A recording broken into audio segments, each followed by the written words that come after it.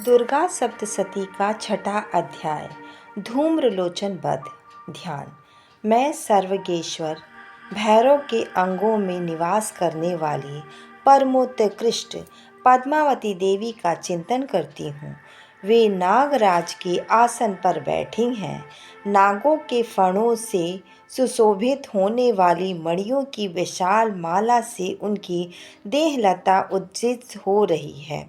सूर्य के समान उनका तेज, 3 नेत्र उनकी शोभा बढ़ा रहे हैं। वे हाथों में माला, कुंभ, कपाल और कमल लिए हुए हैं। उनके मस्तक में अर्धचंद्रमा मुकुट सुशोभित है। ऋषि कहते हैं, देवी का यह कथन सुनकर दूत को बड़ा अमर्ष हुआ। उसने दैत्यराज के पास जाकर सब समाचार विस्तार पूर्वक कह सुनाया। दूत के उस वचन को सुनकर दैत्यराज कुपित हो उठा और दैत्य सेनापति धूम्रलोचन से बोला, धूम्रलोचन, तुम शीघ्र अपनी सेना के साथ लेकर जाओ और दुष्टा के केस पकड़कर घसीटते हुए उसे बलपूर्वक यहाँ ले आओ।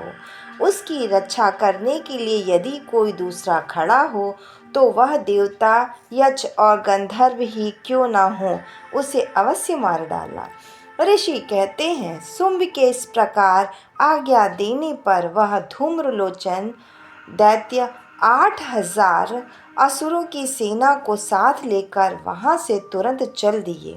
वहां पहुंचकर उन्होंने हिमालय पर रहने वाली देवी को देखा और ललकार कर कहा, अरे तू शुंभ और निशुंभ के पास चल। यदि तुम इस समय प्रसन्नतापूर्वक मेरे स्वामी के समीप नहीं चलेगी तो मैं बलपूर्वक झोंटा पकड़कर घसीटते हुए तुम्हें ले चलूँगा। देवी बोली, तुम्हें दैत्यों के राजा ने भेजा है। तुम स्वयं भी बलवान हो, तुम्हारे साथ विशाल सेना भी है। ऐसी दशा में यदि मुझे बलपूर्वक ले चलोगे तो मैं क्या कर सकती हूँ। ऋषि कहते हैं, देवी के यूं कहने पर असुर धूम्रलोचन उसकी ओर दौड़ा।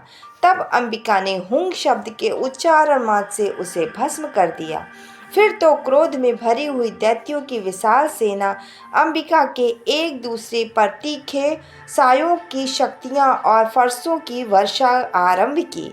इतने में ही देवी का वाहन सिंह क्रोध में भरकर भयंकर गर्जना करके गर्दन के बालों को हिलाता हुआ असुरों की सेना में कूद पड़ा। उसने कुछ दैत्यों को पंजों की मार से, कितनों को अपने जबड़े से और कितनों की महादैत्यों को पकड़कर होठों की दाढ़ों से घायल करके मार डाला।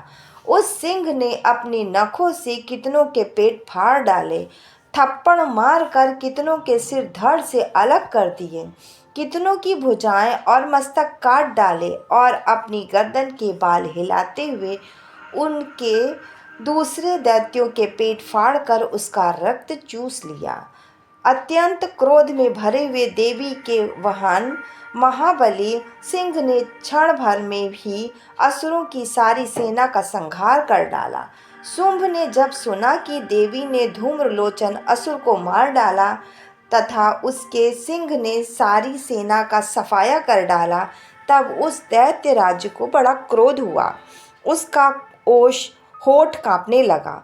उसने चंड और मुंड नामक 2 महादैत्य को आज्ञा दी, हे चंड और मुंड, तुम लोग बहुत बड़ी सेना लेकर जाओ और उस देवी के झोंटे पकड़कर अथवा उसे बांधकर शीघ्र यहाँ ले आओ।